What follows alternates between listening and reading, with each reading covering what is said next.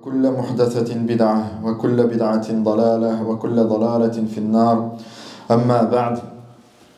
Chers frères et sœurs, salam alaikum wa rahmatullahi wa barakatuhu. Je réitère encore à nouveau mes remerciements envers les responsables de la mosquée ainsi qu'envers vous-même de m'accueillir ce soir-là dans la mosquée de Vauvert. Subhanallah, je me rends compte qu'en fait que depuis le Covid, ça faisait très longtemps, mais très longtemps qu'on n'avait plus fait de conférence tout simplement.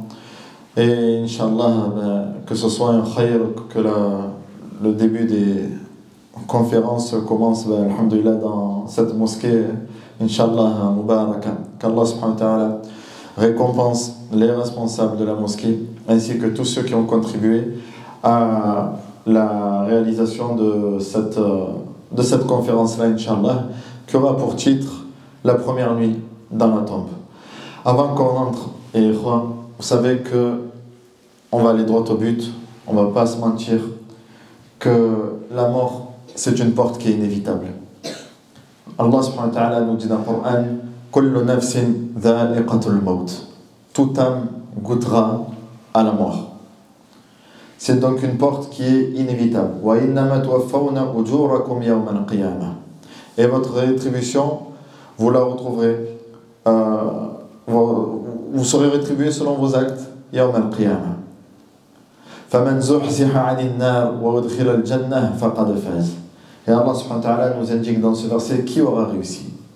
Celui qui sera écarté de l'enfer et qui entrera au paradis. وما الحياة الدنيا إلا متاع الغرور. Alors que ce bas monde n'est que jouissance trompeuse. Cette vie dans laquelle nous vivons n'est que jouissance trompeuse. النبي عليه الصلاة والسلام كان يقول اللهم لا عيش إلا عيش الآخرة. Il nous disait عليه الصلاة والسلام dans cette dua, il disait: Seigneur, il n'y a pas de véritable vie si ce n'est la vie de l'au-delà. La véritable vie, c'est celle qui commence au moment où on meurt. La véritable vie, c'est celle qui commence au moment où on meurt. Allah subhanahu wa ta'ala nous dit dans un long verset dans Surat al-Hadid: اعلموا أنما الحياة الدنيا لعب ولهو وزينة وتفاخر بينكم وتكاثر في الأموال والأولاد حتى قال جل وعلا وفي الآخرة عذاب شديد ومغفرة من الله ورضوان وما الحياة الدنيا إلا متاع الغرور. Allah subhanahu wa ta'ala nous dit dans le Surat al-Hadid, Surat le Fer, la Surat 57, nous dit dans cette Surat-là: sachez, Allah Azza wa Jalla attire notre attention et nous dit: sachez que la vie d'ici-bas, c'est quoi? N'est que jeu, amusement, lahun, la'ibun wa lahun, wa zinatun, une vaine parure. Quelque chose qu'on embellit. Quelque chose qu'on embellit, ça veut dire qu'à la base, c'est pas beau, alors qu'est-ce qu'on fait? On va l'embellir. Wa tafakhurun bainakum, une course à l'orgueil. Qui sera le meilleur? Le meilleur, mais dans le mauvais. Qui sera le meilleur? Qui aura le plus d'enfants? Qui aura la plus grande maison? Qui aura la plus belle voiture? On se concurrence dans les bienfaits de ce bas monde.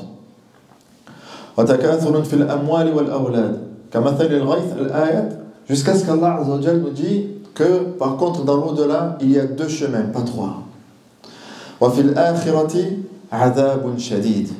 Dans l'au-delà, qu'est-ce qu'il y a? Adabun shadid. Soit un châtiment douloureux de la part d'Allah, ou alors maghfiratun min Allah wa ridwan, ou alors le pardon d'Allah ainsi que son agrément, sa satisfaction. Et Allah Azza wa Jalla termine ce verset à nouveau comme celui de Surat Ali Imran: wa mal hayatud dunya illa mata'ul ghurur. Alors que ce bas monde n'est que jouissance trompeuse. Ce bas monde, tous les biens, toutes les tentations après lesquelles tu cours vont disparaître. Cheikh a récité dans Salat al-Isha un verset qui est important. Allah Jalla ala nous dit: Am hasibtum annama khalaqnakum abatha wa annakum ilayna la turja'un. Pensez-vous que nous vous avons créé sans but? Pensez-vous que nous avons créé sans but, sans raison? Que aujourd'hui, si tu es présent sur terre, qu'il n'y a pas une raison? Et ensuite, dans la récitation, Cheikh Abdallah nous a récité le verset dans Surat Al-Isra. Iqra kitabak. Lis ton livre. Kafa bi nafsika al-yawma alayka hasiba. Lis ton livre. Ton livre dans lequel où les criminels diront ma li hadha al-kitab la yughadiru saghiratan wa la kabiratan illa ahsaha wa wajadu ma amilu hadira wa la yadhlimu rabbuka ahada. Dans ce livre-là, tu trouveras toutes tes actions, bonnes comme mauvaises. Et celui qui trouvera ces mauvaises actions, il sera effrayé et dira ma li hadha al-kitab. Qu'est-ce que ce livre a à n'omettre aucun péché? Petit, grand, tous les péchés sont mentionnés. Toutes tes actions sont mentionnées. Et ils trouveront inscrit dans ce livre toutes leurs actions. Et Allah Azza wa Jal n'est injuste envers personne. طيب. Donc on va lire Inch'Allah un hadith. En réalité c'est un hadith dans lequel d'autres hadiths ont été mélangés, mais qui va parler de la description de la première nuit dans la tombe. Donc maintenant qu'on a compris que nous allons tous mourir, qu'on a compris à travers le verset que nous avons entendu dans Salat al-Isha que nous allons tous retourner, que nous serons tous devant Allah subhanahu wa ta'ala et que nous trouverons auprès d'Allah Azza wa Jal notre livre, soit de la main droite, soit de la main gauche, on va lire donc le premier passage de l'au-delà. Quand on est à la fin de ce bas monde et que on commence le voyage vers l'au-delà. عن البراء بن عازب رضي الله عنه قال خرجنا مع النبي صلى الله عليه وسلم في جنازة رجل من الأنصار. Donc j'essaie de lire en arabe et en français, Inch'Allah. Al-Bara ibn Azib, un des compagnons du prophète, alayhi salatu wa salam, nous dit: nous avons assisté avec le prophète, alayhi salatu wa salam, à la janaza, c'est-à-dire à la prière mortuaire, d'un homme parmi l'Ansar. L'Ansar, c'est-à-dire les gens de Médine. فانتهينا إلى القبر. Et lorsque nous sommes arrivés au niveau de la tombe, ولما يلحد, et la tombe n'avait pas été encore creusée. فجلس رسول الله صلى الله عليه وسلم وجلسنا حوله. Et le prophète alayhi salatu wa salam s'est assis au pied de cette tombe-là, et nous nous sommes assis autour du prophète alayhi salatu wa salam. كأن على رؤوسنا الطير. Et lorsque nous étions assis à côté du prophète alayhi salatu wa salam, c'est comme si des oiseaux pouvaient se poser sur nos têtes, tellement ils avaient un respect pour le prophète alayhi salatu wa salam. Ils ne bougeaient pas, ils ne gigotaient pas, ils ne gesticulaient pas en présence du prophète alayhi salatu wa salam, à tel point qu'un oiseau pouvait se poser sur eux, tellement ils étaient immobiles. وفي يده عود ينكت في الأرض. Et le prophète alayhi salatu wa salam commençait à creuser là. Il avait un bâton avec lequel il commençait à creuser cette terre-là. فرفع رأسه. Il a levé la tête et il a dit: استعيذ بالله من عذاب القبر مرتين أو ثلاثة. Il a répété 3 fois cette phrase-là. Demandez ou cherchez la protection auprès d'Allah Azza wa Jal contre le châtiment de la tombe. Cherchez protection auprès d'Allah Azza wa Jal contre le châtiment de la tombe. Cherchez protection auprès d'Allah Azza wa Jal contre le châtiment de la tombe. Et ensuite, on nous explique pourquoi. Et là, écoute bien. Parce que ça, c'est un passage qui est inévitable. C'est un passage qui est inévitable. Il nous dit, alayhi salatu wa salam, إن العبد المؤمن إذا كان في انقطاع من الدنيا وإقبال من الآخرة نزل إليه ملائكة من السماء. Le croyant, lorsque il se trouve à la fin de sa vie et qu'il commence le voyage vers l'au-delà, il y a des anges qui descendent des cieux, بيض الوجوه, avec un visage blanc resplendissant, وجوههم الشمس, leur visage, la lueur de leur visage aux anges est semblable à la lueur du soleil. معهم كفن من أكفان الجنة. Et ils ont avec eux un linceul parmi les linceuls du paradis. وحنوط من حنوط الجنة, et un parfum du paradis. حتى يجلس منه رد البصر. Et ils s'assoient, les anges, à portée de vue.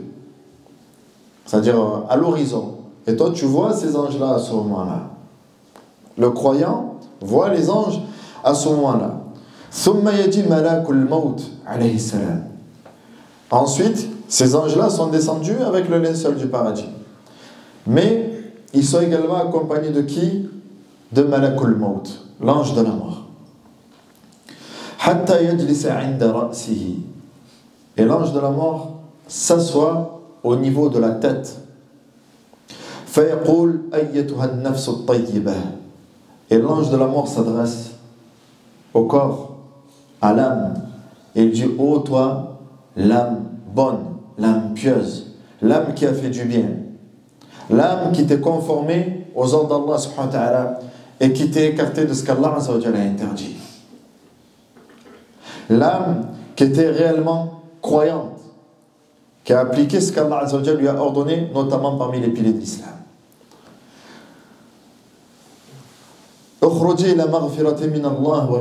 Sors de ce corps pour te diriger vers le pardon d'Allah ainsi que sa satisfaction.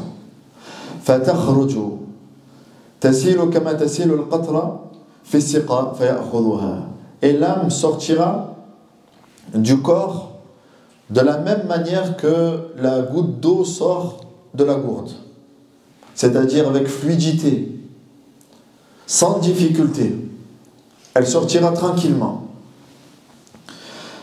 Et l'ange de la mort récupérera cette âme-là. Et dès que l'âme sera entre les mains de l'ange de la mort, les anges qui sont venus accompagner l'ange de la mort récupéreront également cette âme-là.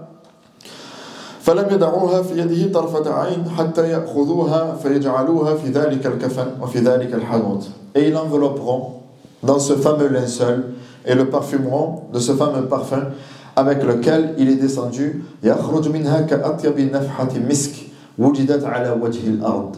Et il aura la meilleure odeur, cette âme-là aura une odeur plus bonne, meilleure que celle que nous pouvons sentir sur terre. Écoutez bien, parce qu'il y a soit ça, soit l'autre. Il n'y a pas une troisième personne. Cette âme-là sera donc élevée dans les cieux, vers les cieux.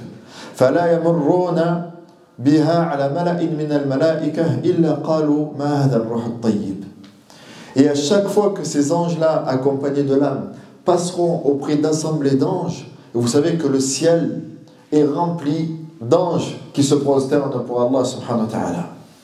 Et à chaque fois que tu passeras auprès de ces anges-là, les anges se poseront des questions. À qui appartient cette âme bonne? Et ils diront: c'est un tel, fils d'un tel. ويسمونه بأحسن أسمائه التي كانوا يسمونها بها في الدنيا. Et ils diront: c'est un tel, le fils d'un tel, avec les meilleurs qualificatifs qu'il avait dans ce bas monde. C'est un tel, fils d'un tel, qui était bon envers ses parents. C'est un tel, fils d'un tel, qui se levait la nuit pour prier. C'est un tel qui était généreux, qui faisait des sadaqas. C'est un tel qui était tout le temps au service des autres. On lui donnera les meilleurs qualificatifs qu'il avait dans ce bas monde-là. Jusqu'à arriver au premier ciel. Et ils demanderont à ce qu'on leur ouvre la porte du premier ciel. Et la porte du premier ciel leur sera ouverte.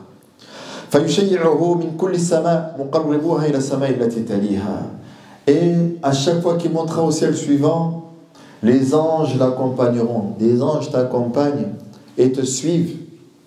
Et ils suivent ton convoi funéraire jusqu'à arriver auprès d'Allah subhanahu wa ta'ala. Et dans une autre version, il rencontrera même les âmes des autres croyants. فيأتون به أرواح المؤمنين فلهم أشد فرحا به من أحدكم بغائبه يقدم عليه. Et ils seront tellement heureux de le rencontrer, aussi heureux, voire plus qu'une personne qui s'est séparée par exemple de son enfant, de sa mère, qui n'a pas vu depuis des années et des années. La joie qu'ils ont de se retrouver, c'est exactement la même entre les âmes des croyants à ce moment-là. حتى ينتهى به إلى السماء السابعة, jusqu'à arriver au 7e ciel. فيقول الله عز وجل اكتبوا كتاب عبدي في عليين وأعيدوه إلى الأرض فإني منها خلقتهم وفيها أعيدهم ومنها أخرجهم تارة أخرى. Arrivé au 7e ciel, Allah Azza wa Jal dira: inscrivez le registre de mon serviteur fi illiyin, c'est-à-dire au plus haut degré. Accordez-lui le plus haut degré du paradis. Mais renvoyez-le sur terre, car c'est d'elle que je l'ai créé, à partir d'elle que je l'ai ressuscité une seconde fois. Et il sera donc envoyé sur terre, l'âme est renvoyée sur terre. Pourquoi, à votre avis? Pour la tombe, pour les fameuses questions. Donc, فيقول الله عز وجل كما قلت لكم فتعاد روحه في جسده. Et à ce moment-là, l'âme retourne dans le corps. Donc l'âme s'est séparée du corps, est allée dans le ciel, et ensuite elle retourne dans le corps, et le corps qui est enterré. Donc tu as cette étape-là. Et à ce moment-là, il commence à avoir le redressement de la tombe, où tout le monde y passe. Qu'est-ce qu'a dit le prophète alayhi salatu wassalam? Si quelqu'un devait être sauvé, ça aurait été qui? Un compagnon important, Sa'd ibn Mu'adh. Sa'd ibn Mu'adh. Nabi alayhi salatu wassalam a dit: la naja minhu ahad, la naja minhu Sa'd ibn Mu'adh. Si quelqu'un devait être sauvé du resserrement de la tombe, هذه الضمة لنجا منها سعد بن معاذ, ça aurait été Sa'd ibn Mu'adh. Sa'd ibn Mu'adh, il faut savoir que lorsqu'il est mort, le trône d'Allah Azza wa Jalla a tremblé, que 70 000 anges ont participé à sa mort. Le trône d'Allah Azza wa Jalla a tremblé, et si quelqu'un devait être sauvé de ce resserrement-là, ça aurait été Sa'd ibn Mu'adh. Mais alhamdoulilah, il y a des actions qui permettent de repousser. Et là, le Nabi alayhi salatu wassalam nous dit donc qu'il y a le resserrement. وَلَكِنْ كَانَتِ الصَّلَاةُ عِنْدَ رَأْسِهِ. Mais il y a la prière, écoutez bien, chers frères. Il y a la prière qui va venir s'interposer, عِنْدَ رَأْسِهِ, qui va se mettre au niveau de la tête. وَكَانَ الصِّيَامُ عَنْ يَمِينِهِ. Le jeûne que tu as accompli pendant le mois de Ramadan, qui sera à ton côté droit. وَكَانَتِ الزَّكَاةُ عَنْ يَسَارِهِ. La zakat, elle se mettra sur ta gauche. وكان فعل الخيرات من الصدقة والصلة والمعروف والإحسان إلى الناس عند رجليه. Et les actes de bien qu'il faisait, tels que les différentes aumônes, ou alors le bien qu'il faisait aux gens, ou alors la bonté pieuse envers les parents, qui se mettra au niveau de tes pieds. فيؤتى من قبل رأسه. والحديث رواه أحمد. فيؤتى من قبل رأسه. Donc le resserrement viendra au niveau de la tête. فتقول الصلاة ما قبلي مدخل. Et la prière dira au resserrement ما قبلي مدخل. Tu n'as pas d'issue auprès de moi. C'est qui va s'interposer entre toi et la tombe? On a dit c'est qui? Salat. As'alukum billah. Je vous demande, chers frères, chères sœurs, comment êtes-vous dans votre prière? Comment êtes-vous dans votre prière? On voit que la prière, c'est le premier rempart, le premier obstacle contre le châtiment de la tombe. S'il n'y a pas de prière, il y a quoi? Qu'est-ce que tu attends en ce moment-là d'Allah Azza wa Jal? S'il n'y a pas de prière, il y a quoi? Sachant que la prière, ibadallah, c'est le pilier le plus important de l'islam. C'est le pilier le plus important de l'islam après ta parole, la ilaha illallah. Si tu préfères la ilaha illallah, tu le prononces, et ta salat, c'est ce qui vient traduire et confirmer ta parole, la ilaha illallah. Je fais une parenthèse, une courte parenthèse, très courte. Aujourd'hui, on a des différents termes dans notre religion qu'on a introduit, mais qui n'existent pas, qui n'ont aucune origine dans notre religion. Vous savez, ce sont les fameux termes musulmans non pratiquants. Musulmans non pratiquants. Après, c'est quoi au-dessus? Musulmans, mais... Vas-y tranquille, vas-y mollo, on appelle ça comment? Musulmans modérés. Ça veut dire quoi, musulmans modérés? À consommer avec modération. Ça veut dire, attention, pas trop d'islam, frère. Sinon... Alors ça veut dire quoi, musulmans modérés? Ça veut dire, attention, trop d'islam peut nuire à la santé. Attention, n'y va pas trop avec le Coran, parce que voilà.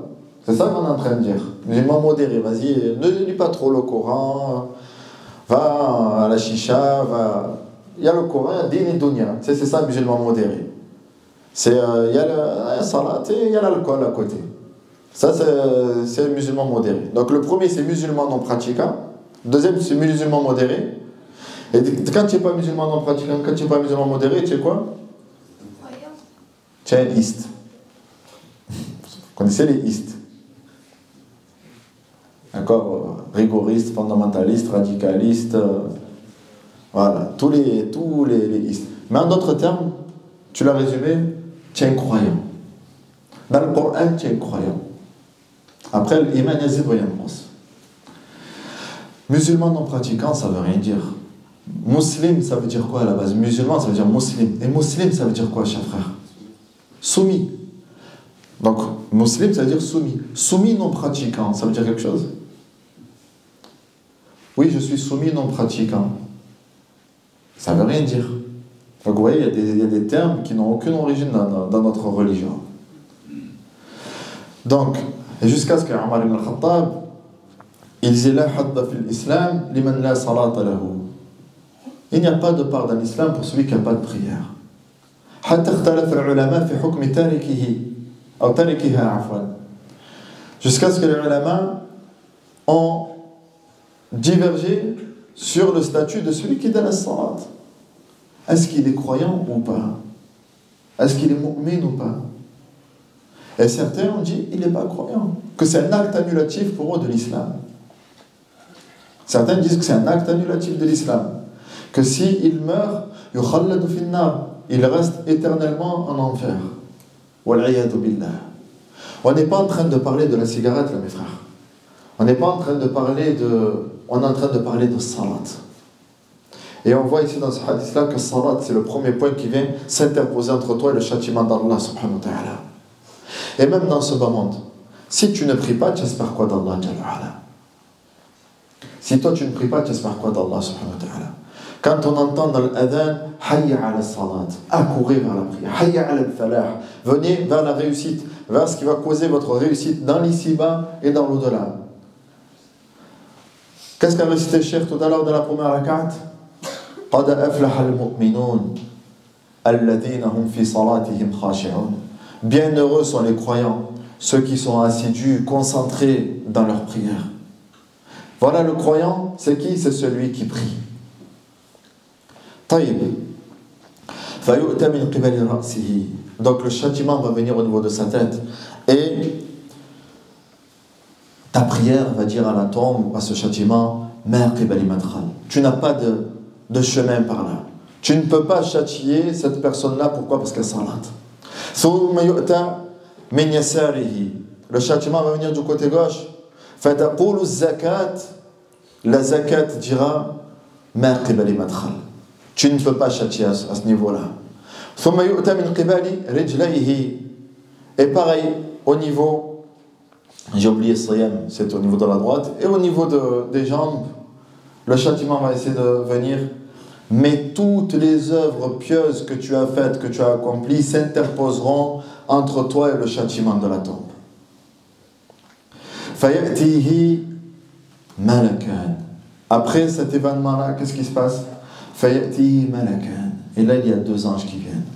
فَيُجْلِسَانِهِ. Et qui le font asseoir. فَيَقُولَانِ لَهُ. Et qui le posent la question, مَنْ رَبُّكَ. Et ils vont lui poser la question, Man Rabbuk, qui est ton Seigneur? Wallahi, ikhwa. Là, c'est trop simple à dire. Tu te rends compte que on est là à savoir, on te dit, tu vas avoir 3 questions dans la tombe, et tu sais quoi, ces 3 questions-là, on te donne l'énoncé maintenant. On te donne les questions, on te les donne maintenant. C'est comme si toi, tu as passé le bac, tu as déjà le sujet. Tu as déjà le sujet. Allah Azza wa Jal, il ne nous prend pas par surprise. Il nous dit que les 3 questions, voilà quelles vont être ces questions-là. Premièrement, Man Rabbuk. Man Rabbuk. وفي رواية أحمد قبل أن يجيب, dans une riwaya de l'imam Ahmed, avant de répondre, le croyant, qu'est-ce qu'il dira? Da'ouni hatta usalli rak'atayn. Il dira d'abord, laissez-moi accomplir 2 rak'at. Pourquoi? Parce qu'al mu'min, il se base sur la parole d'Allah, wasta'inu billah, wasta'inu afwan, bis sabri, was salat. Rechercher l'aide d'Allah Azza wa Jal dans quoi? Quand tu demandes l'aide d'Allah, quand on dit Iyyaka na'budu wa iyyaka nasta'in, tu es le seul que nous adorons et le seul à qui nous demandons de l'aide. Mais l'aide d'Allah Azza wa Jal, tu la demandes comment? Dans salat, dans la prière. Et ce croyant qui était tellement attaché à la prière, qu'est-ce qu'il fait? Il est face à 2 anges qui lui posent une question qui va déterminer sa destination au paradis ou en enfer. Et il dit Da'ouni usalli rak'atayn. Son cœur, il est attaché à la salat. Laissez-moi d'abord accomplir 2 rak'at. قالوا إنك ستفعل أخبرنا عما نسألك عنه. Tu le feras, mais d'abord, informe-nous, réponds à la question qui t'a été posée. Man Rabbuk. Qui est ton Seigneur? فيقول بيقين. Et il répondra avec certitude et avec conviction. فيقول ربي الله. Mon Seigneur est Allah. Mon Seigneur est Allah. C'est Allah Azza wa Jalla, mon Seigneur. Et on a le terme Rabb et on a le terme Allah subhanahu wa ta'ala. Ce sont 2 noms d'Allah. Alhamdulillah Rabbil Alamin. La différence entre les deux, c'est que le terme Allah subhanahu wa ta'ala engendre, implique l'adoration pour lui seul, unique, sans associé. Et le terme Rabb signifie que tu reconnais qu'Allah Azza wa Jalla huwa khaliquk, wa malikuk, wa raziquk, alladhi yuhyi wa yumit, wa ilayhi an-nushur. Tu reconnais qu'Allah Azza wa Jalla est le seul créateur, le seul qui te donne ta subsistance. Lahu mulku as-samawati wal ard, à celui à qui appartient les cieux et la terre. C'est pour ça qu'Allah Azza wa Jalla se présente à toi dans Surat Al-Fatiha, Alhamdulillahi Rabbil Alamin. Toutes les louanges appartiennent à Allah, le Seigneur de l'univers. Fayaqul Rabbi Allah. Mon Seigneur, le seul que j'ai adoré, le seul pour qui je me suis soumis, c'est Allah. Fayaqulani lahu. Ils lui répondront, Ma dinuk. Quelle est ta religion? Quelle est ta religion? Fayaqul dini al-Islam. Ma religion, c'est l'Islam. Fayaqulani lahu ma hadha ar-rajul alladhi bu'itha fikum. Qui est cet homme-là qui vous a été envoyé? Wallah, il y a beaucoup à dire sur ça. Qui est cet homme-là qui vous a été envoyé? Les frères, c'est vrai, vous savez que ceux qui me connaissent, c'est vrai, j'aime le foot. D'accord, j'aime le foot, je suis et tout, d'accord. Mais les gars, de là à connaître la vie de tous les joueurs et de ne pas connaître la vie du prophète, alayhi salatu wassalam, c'est aïb.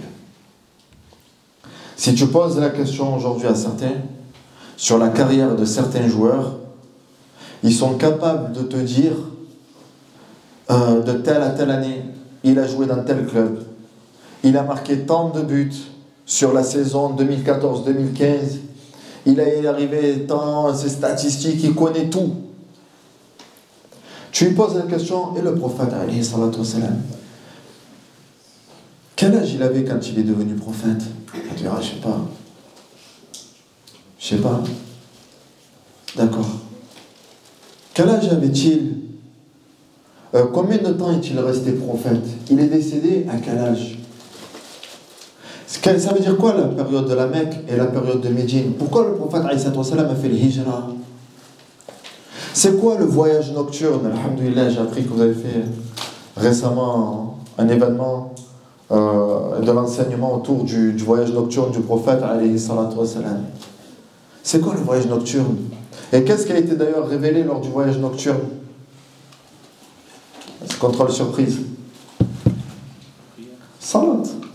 Contrairement aux autres actes d'adoration. Salat, ça a été révélé par Allah subhanahu wa ta'ala sans intermédiaire. Combien de prières il devait avoir au départ? 50. 50 prières, tu sais, ça fait combien? Ça fait une prière toutes les demi-heures.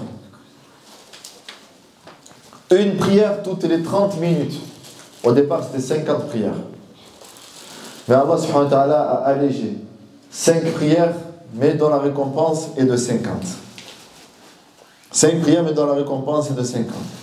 Donc tu poses la question sur le prophète, combien il avait d'enfants? Comment il s'appelle son père? Aujourd'hui, on sait comment il s'appelle le père de Neymar. On sait comment il s'appelle le père de Messi. On sait comment il s'appelle le père d'un tel. On sait comment il s'appelle les enfants de Zidane. On sait comment ils s'appellent les enfants du prophète. C'est quoi leur nom? Allez, je ne dis même pas dans l'ordre. Combien il avait de filles, combien il avait de garçons? Là, on ne sait pas. Et tu comptes répondre quoi alors dans la tombe? Tu comptes répondre quoi dans la tombe si tu ne connais pas cet homme-là? Quand tu entends dans l'adhan Ashhadu anna Muhammadan Rasulullah, je témoigne que Muhammad est le messager d'Allah. Tu témoignes quoi en fait? Si tu ne le connais pas, tu témoignes quoi? Ibad Allah. Wallah, le Nabi alayhi salatu wassalam, plus vous apprenez sa vie, plus vous l'aimez. Et c'est lui notre exemple. Alayhi salatu wassalam. Donc cet homme-là dira فيقول عن هذا الرجل الذي بعث إلينا فيقول هو رسول الله صلى الله عليه وسلم. Il dira c'est Muhammad le messager d'Allah. محمد رسول الله عليه الصلاة والسلام جاءنا بالبينات والهدى من عند الله فصدقناه.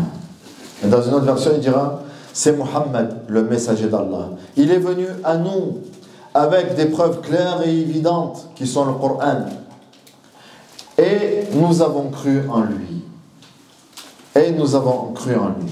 فيقولان له في رواية وما علمك بذلك. Et comment le sais-tu que cet homme est le messager d'Allah? فيقول قرأت كتاب الله وآمنت به وصدقته.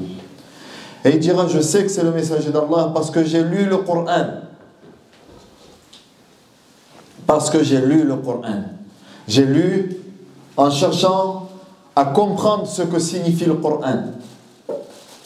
Tous ceux qui connaissent Surat Qul Allahu Ahad, ils lèvent la main s'il vous plaît. D'accord? On ne connaît pas Qul Allahu Ahad? D'accord. Qul Allahu Ahad, Allahu Samad. Ça veut dire quoi Samad?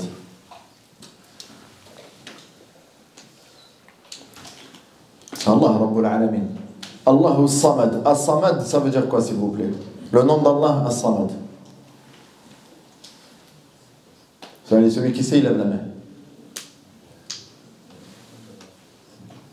Quand on reçoit une lettre de la CAF qui nous dit frère, on va te couper tous tes vivres, combien de fois tu la relis la lettre? Quand tu reçois une amende, tu as vu juste, tu vois la photo et que tu vois Marianne dessus, tu sais que tu vas te faire allumer. D'accord? Tu regardes bien le nombre de points qui t'ont pris, l'amende, à quelle heure, tu vois, c'est pas ta femme qui avait la voiture à ce moment-là, comme ça tu lui cries sur elle, et tu te... Ça ou pas? Tu regardes bien à quelle heure, c'était quoi, le 27 janvier, 11h45, c'était toi. Tu relis 20 fois la lettre. Allahu Samad. Pourtant, c'est la sourate que tu récites le plus après sourate al-Fatiha. Et je te pose une question, ça veut dire quoi? Le nom d'Allah Azza wa Jalla, Samad, il veut dire quoi? Tu sais pas. Vous me permettez d'être dur et méchant? Ça veut dire qu'on s'en fiche en fait de la parole d'Allah. On répète comme des perroquets sans comprendre ce qu'on est en train de réciter. On est en train de répéter sans comprendre ce qu'on est en train de réciter. C'est-à-dire qu'en fait, ce qu'Allah Azza wa Jal... Imagine-toi autre chose. Quand ta copine dans le haram, elle t'envoie un texto. Combien de fois tu vas le lire pour bien comprendre ce qu'elle te dit? Tu vas le lire et le relire, et surtout si elle te dit des mots très gentils, tu dis purée, elle pense ça de moi et tout, tu es trop content, n'est-ce pas? Elle me prend en considération, n'est-ce pas? Et tu vas lire, relire, mais ce texto tu l'effaces même pas, tu mets même l'étoile dessus, favori. N'est-ce pas? Et le livre d'Allah subhanahu wa ta'ala, c'est Allah Jalla wa ala qui s'adresse à toi. Lis le livre d'Allah Jalla wa ala de la même manière que tu lirais la lettre de ton amoureuse dans le haram. C'est haram, hein, on est d'accord. Je ne suis pas en train de dire que va lire les textos. Je suis en train de dire c'est haram. Je suis en train de dire lis le livre d'Allah subhanahu wa ta'ala de cette manière. Essaie de le comprendre. Si elle t'a envoyé un petit message subliminal, tu es là en train de dire mais qu'est-ce qu'elle a voulu dire là par là? Qu'est-ce que... Et tu vas l'appeler, ouais, tu voulais dire quoi là, quand tu as dit Allahu Samad, je ne sais pas ce que ça veut dire, et je m'en fiche. Allahu Akbar. Quel est le premier verset qui a été révélé, mes frères? C'est lequel le premier verset? Iqra. Iqra. Lis. Instruis-toi. Cherche à comprendre ce que veut dire le Coran. Cherche à comprendre ce que veut dire ce qu'Allah Azza wa Jal te dit lorsqu'il s'adresse à toi. Donc il dira, j'ai lu le livre d'Allah et j'y ai cru et je me suis conformé. Yuqalu lahu ala al-yaqin kunt. Tu étais dans le yaqin, tu étais dans la certitude. Wa alayhi mit. Et tu es mort dans la certitude. Wa alayhi tub'ath inshallah. Et tu seras ressuscité, inshallah, dans la certitude. فيفرج له فرجة قبل النار. Dans sa tombe, on lui ouvrira l'une des portes qui donnent sur le feu de l'enfer. On parle du croyant. De sa tombe, on lui ouvrira une des portes qui donnent sur le feu de l'enfer. فينظر إليها يحطم بعضها بعضا. Et il verra l'enfer en train de se consumer. فيقال له انظر إلى ما وقاك الله. Et on lui dira, regarde ce dont Allah Azza wa Jal t'a préservé. Regarde ce dont Allah Jalla wa ala t'a préservé. فينادي مناد من السماء أن صدق عبدي. Alors une voix se fera entendre des cieux qui dira, mon serviteur a dit vrai. فأفرشوه من الجنة وألبسوه من الجنة وافتحوا له بابا إلى الجنة. Et Allah Azza wa Jal dira, mon serviteur a dit vrai.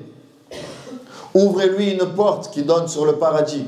Vêtissez-le des vêtements du paradis et allongez-le sur, si je peux dire, l'un des matelas du paradis. فيأتيه من روحها وطيبها ويفسح له في قبره مد بصره. Et de là où il sera, il sentira l'odeur du paradis. Il sentira le vent du paradis sur lui. Et la tombe lui sera élargie jusqu'à portée de vue. وَيَأْتِهِ رَجُلٌ. Et un homme, حَسَنُ الْوَجْهِ, avec un visage radieux. وَحَسَنُ الثِّيَابِ, avec de beaux vêtements. طَيِّبُ الرِّيحِ, une belle odeur. Il lui dira, أَبْشِرْ بِالَّذِي يَسُرُّكَ. Un homme, en fait, qui est un ange, lui viendra et lui annoncera la bonne nouvelle. Accueille cette bonne nouvelle qui va te réjouir. On est dans un moment, ya ibadallah, où on entre dans l'inconnu. On entre dans l'inconnu, on ne sait pas où on va. Personne. Là, nous sommes croyants et nous croyons à l'invisible. Mais il n'y a personne qui nous a dit, voilà comment ça se passe, si c'était le prophète, alayhi salatu wa salam. Personne ne peut nous dire comment il a vécu ça, parce que ça y est, il est passé par là. Et donc là, on est dans l'inconnu. Tu as vu, quand tu ne sais pas ce qui va t'arriver, mais vous m'emmenez où? Je vais où?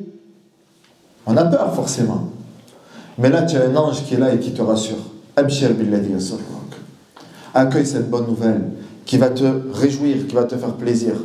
Abshir bima a'adda Allahu azza wa jalla lak. Ce qu'Allah azza wa jalla t'a préparé comme bien, comme khair. Wa bi ridwanillah, ainsi que sa satisfaction. Wa jannatin fiha na'imun muqim, ainsi qu'un paradis dans lequel il y a un délice qui est impérissable.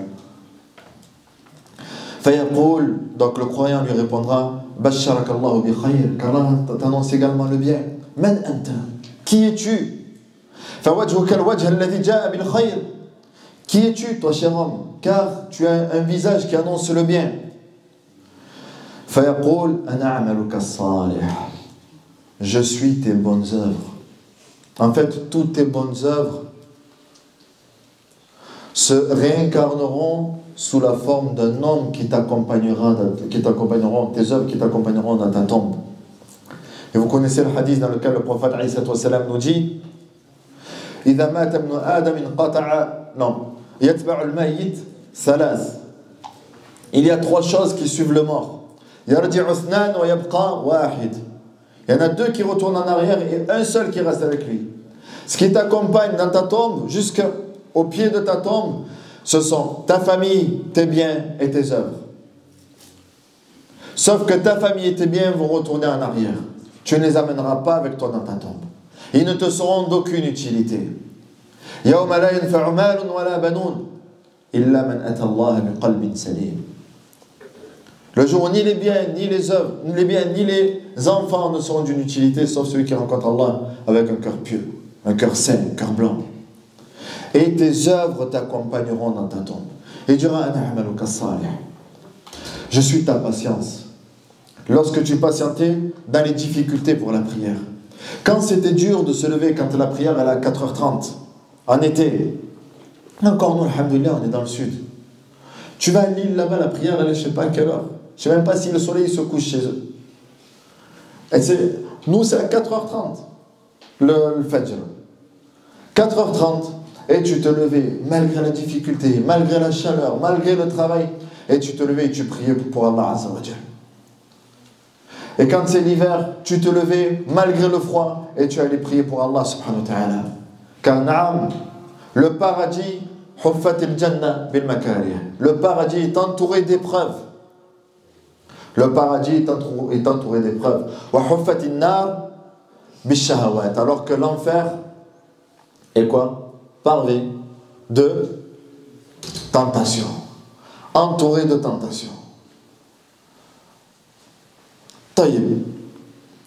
Et donc, il sera dans sa tombe.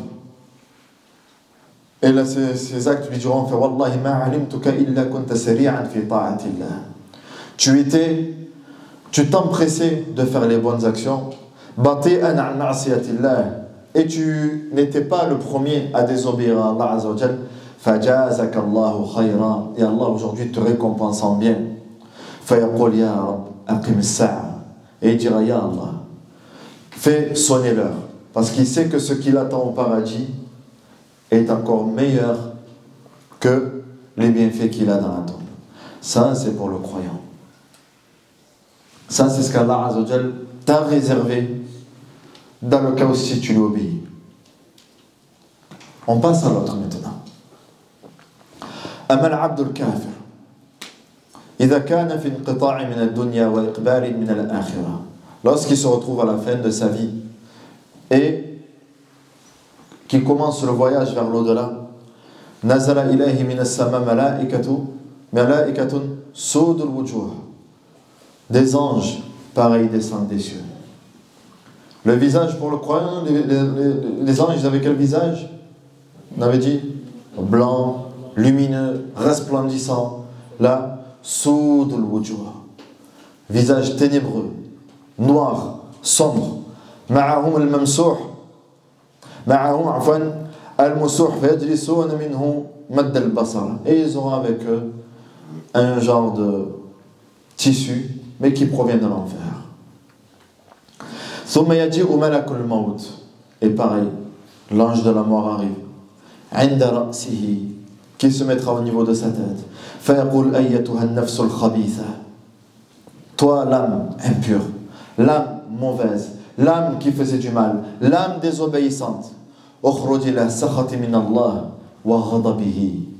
Sors de ce corps pour te diriger vers la colère d'Allah ainsi que son courroux.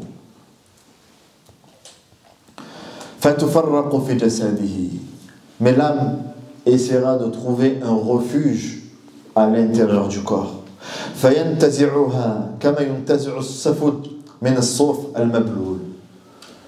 Elle essaiera de chercher un refuge à l'intérieur du corps, mais l'âme sera retirée de la même manière qu'un bâton épineux, on le retire de la laine.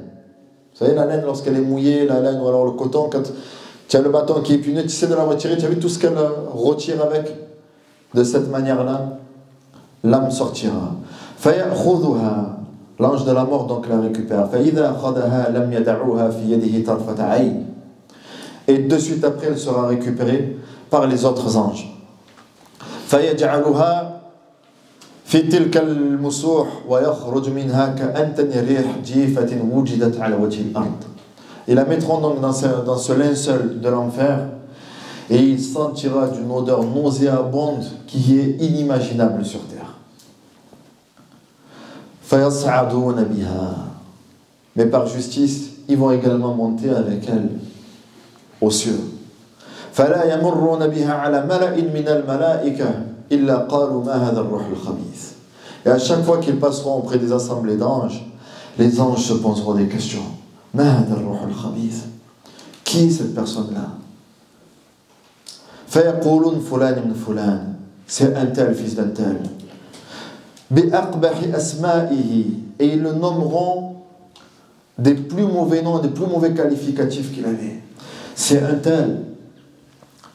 C'est celui qui faisait pas salat. Celui qui retardait ses prières. C'est un tel, le voleur. C'est un tel qui était tout le temps dans l'adultère. C'est un tel qui, lorsqu'il fallait obéir à Allah Azza wa Jal, il était dans les chichas, il était avec les femmes, il était dans tous ces trucs-là. C'est un tel, le vendeur de drogue, celui qui vendait la mort. C'est lui là. Ils le nommeront par les plus mauvais qualificatifs qu'il avait dans la désobéissance. Hatta yuntaha bihi ila sama'i dunya, jusqu'à arriver au premier ciel. Et ils demanderont à ce que les portes des cieux s'ouvrent. Et le prophète alayhi salam dit wala yuftahu lahu. Et la porte du ciel ne lui sera pas ouverte. Et il s'est mis à réciter la parole d'Allah Azza wa Jal. Inna alladhina kadhabu bi ayatina wastakbaru anha la tufattahu lahum abwabu as-sama' wa la yadkhuluna al-jannata hatta yalija al-jamal fi sammi al-khiyat wa kadhalika najzi al-mujrimin. Dans surat al-A'raf, Allah subhanahu wa ta'ala nous dit ceux qui ont démenti nos versets et qui s'enflaient d'orgueil. S'enfler d'orgueil, ça veut dire quoi? Quand il fallait obéir à Allah Azza wa Jal, j'ai pas le temps. Moi, je suis qui, moi, pour me prosterner devant Allah Azza wa Jal? وَإِذَا قِيلَ لَهُمُ اسْجُدُوا لِلرَّحْمَنِ قَالُوا وَمَا الرَّحْمَنُ أَنَسْجُدُ لِمَا تَأْمُرُنَا. Et quand on leur disait prosternez-vous devant le tout miséricordieux, c'est qui? Celui qui t'a créé, tu dis c'est qui? Wallah, des fois, j'ose même pas répéter ce que j'entends quand on parle d'Allah subhanahu wa ta'ala. Va adorer Allah. Et j'ai pas le temps. Si tu n'as pas le temps pour Allah, tu as le temps pour qui? Billah alayk. Si tu n'as pas le temps pour celui qui t'a créé, tu as le temps pour qui? Et pourquoi? Si Allah subhanahu wa ta'ala, il passe après, tu passeras après pour Allah jalla wa ala. Toi aussi, tu passes après. À la différence, c'est qu'Allah Azza wa Jalla, lui, n'a pas besoin de toi. وَقَالَ مُوسَى إِن تَكْفُرُوا أَنْتُمْ وَمَنْ فِي الْأَرْضِ جَمِيعًا. Si tous les habitants de la terre étaient dans la mécréance, ça ne change rien à ce qu'il y a auprès d'Allah subhanahu wa ta'ala. مَنِ اهْتَدَى فَإِنَّمَا يَهْتَدِي لِنَفْسِهِ. On a entendu ce verset tout à l'heure. Quiconque est guidé, c'est pour lui-même. وَمَنْ ضَلَّ فَإِنَّمَا يَضِلُّ عَلَيْهَا. Quant à celui qui s'égare, c'est contre lui-même. Il y en a des fois, ils veulent se venger, ils disent, allez tiens, Allah, parce que tu m'as fait ça, ben voilà, je jeûne pas, je prie pas. Ça change quoi pour Allah? Tu te fais du mal à toi-même. Il y en a, ils sont disputés pendant Ramadan, il fait ça, allez, voilà, rien que pour ça. Et il boit. Rien que pour ça, tu crois que tu es en train de punir Allah Jalla wa Ala? Mais tu te punis toi-même. يخادعون الله والذين آمنوا وما يخدعون إلا أنفسهم وما يشعرون. Ils pensent tromper Allah et les croyants, mais ils ne trompent qu'eux-mêmes, mais ils ne le savent même pas. L'ignorance.